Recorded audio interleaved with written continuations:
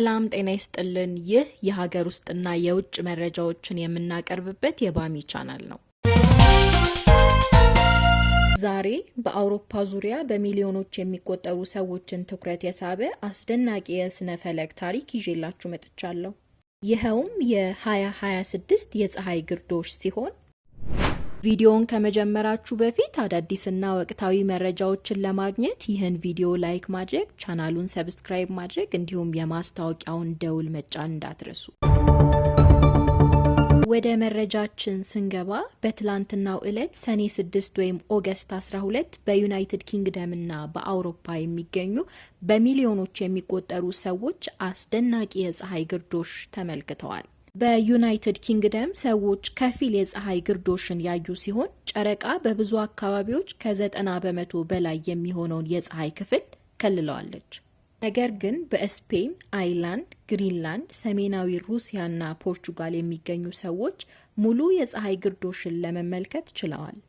በሙሉ ግርዶሽ ወቅት ጨረቃ ለአጭር ጊዜ ፀሐይን ሙሉ በሙሉ በመሸፈን የቀን ብርሃንን ወደ ጨለማ ለውጣለች። በዚህ አካባቢ የሚኖሩ ሰዎች በታሪካዊ ስፍራዎችና ልዩ የመመልከቻ ቦታዎች ላይ በመሰባሰብ ይህንን ክስተት ሲመለከቱ ቆይተዋል።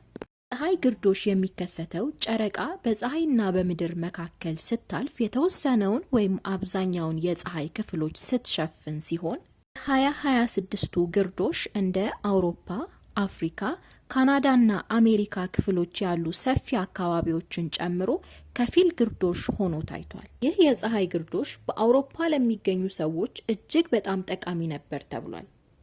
ይህም የሆነው ከ1999 ወዲህ በአውሮፓ ምድር ላይ የታየ የመጀመሪያው ሙሉ የፀሐይ ግርዶሽ በመሆኑ ሲሆን ብዙዎች ፈጽሞ የማይረሱትን ትዝታ ፈጥሯል። ስለ አስደናቂው 2026 የፀሐይ ግርዶሽ የነበረን መረጃ ይህን ይመስል ነበረ።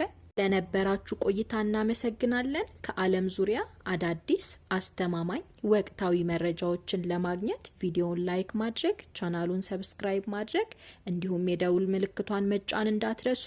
በቀጣይ መረጃ እስከምንገናኝ ሰላም ይሁኑ።